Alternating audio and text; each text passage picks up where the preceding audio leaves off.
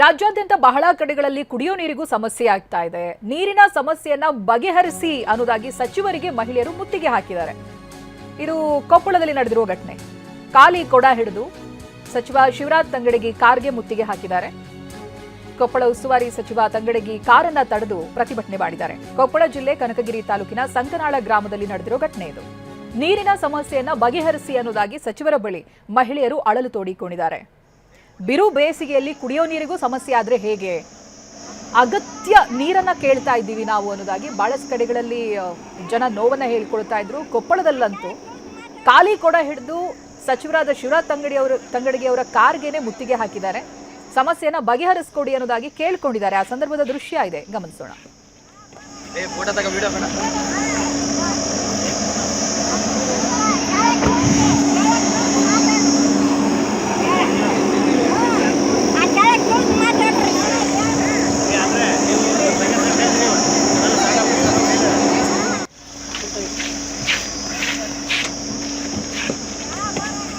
Video ಬೇಡ.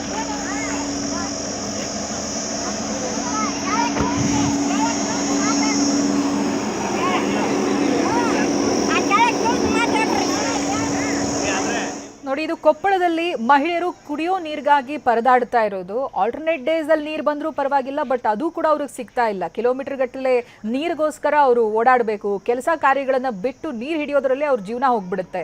ಇದನ್ನ ಸರಿ ಮಾಡ್ಕೊಡಿ, ಕುಡಿಯೋ ನೀರಿಗೊಂದು ಅವಕಾಶ ಮಾಡಿಕೊಡಿ, ಸೌಲಭ್ಯ ಮಾಡಿಕೊಡಿ ಅನ್ನೋದಾಗಿ ಸಚಿವ ತಂಗಡಿಗೆ ಅವರ ಕಾರನ್ನ ನಿಲ್ಲಿಸಿ ತಡೆದು ಪ್ರತಿಭಟನೆ ಮಾಡಿದ್ದಾರೆ ಇವತ್ತು.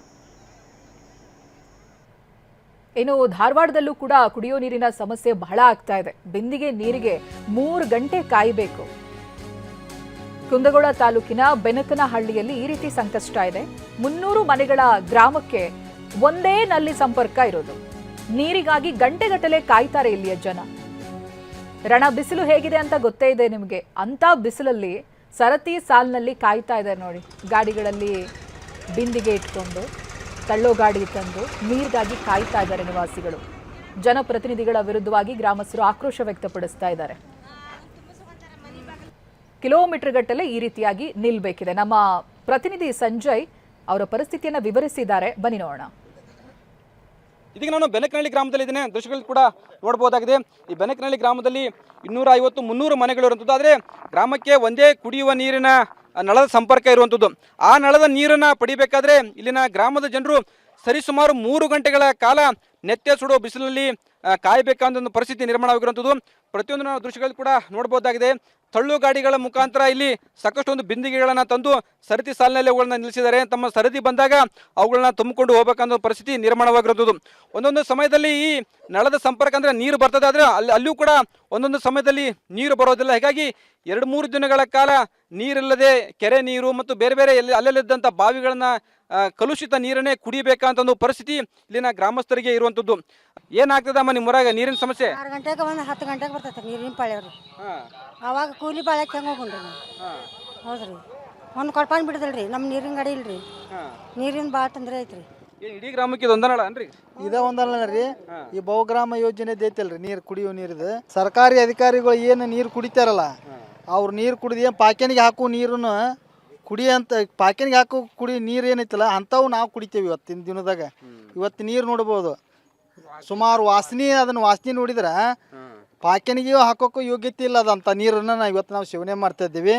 ಮತ್ತು ನಮ್ಮ ಕುಡಿ ಕೆರೆ ಐತಿ, ಕೆರೆ ಇದನ್ನು ಕೂಡ ಕುಲುಷಿತಗೊಂಡೈತಿ. ಅದು ನೀರು ಕುಡಿಯೋಕೆ ಬರಲಾಗೈತಿ, ಜಾನುವಾರುಗಳಿಗೂ ಕುಡಿಯೋಕ್ಕೂ ಬರ್ಲಾರಂಗಾಗೈತಿ. ಇಂಥ ಪರಿಸ್ಥಿತಿ ಒಳಗೆ ನಾವು ನೀರು ಮುಂಜಾನೆ 6ಕ್ಕೆ ಹಚ್ಚಿದ್ರೆ ಒಂದು ಗಾಡಿ ತರಬೇಕಾದ್ರೆ ಸುಮಾರು 4ರಿಂದ 5 ತಾಸು ಬೇಕ್ರಿ ಒಂದು ಗಾಡಿಗೆ ಪಾಳ್ಯಕ್ಕೆ. ನಾವು ನೀರು ತೊಗೊಂಡು ಹೋಗ್ಬೇಕಾದ್ರೆ 4 ರೂಪಾಯಿ ನೀರು ತೊಗೊಂಡು ಹೋಗ್ಬೇಕಾದ್ರೆ ಇಂಥ ಪರಿಸ್ಥಿತಿ ಒಳಗೈತಿ. ಏನಾಗತ್ತೆ ರೀ ಇಲ್ಲಿ ಸಮಸ್ಯೆ? ನೀರಿನ ಸಮಸ್ಯೆ ಭಾಳ ಆಗದ ಇಲ್ಲಿ ಕುಂದಗೋಳ ತಾಲೂಕಿನಲ್ಲಿ. ಇಲ್ಲಿ ಭಾಳ ಸಮಸ್ಯೆ ಆಗೈತೆ ರೀ. ಇದು ಬಹುಗ್ರಾಮ ಕುಡಿಯೋ ನೀರಿನ ಸಂಪೂರ್ಣ ವಿಫಲ ಆಗೈತೆ. ಅದು ಇದು ಗಟಾರ್ ನೀರು ಬರ್ತಾವ, ಅದು ಫಿಲ್ಟರ್ ಆಗೋದಿಲ್ಲ. ಇದು ಗ್ರಾಮಸ್ಥರ ಮಾತುಗಳು. ಅಂತಂದರೆ ಒಂದು ಬಿಂದಿಗೆ ನೀರನ್ನು ಪಡಿಬೇಕಾದ್ರೆ 3ರಿಂದ 4 ಗಂಟೆ ಕಾಯಬೇಕಂತ ಒಂದು ಸ್ಥಿತಿ ನಿರ್ಮಾಣವಾಗಿರುವಂಥದ್ದು.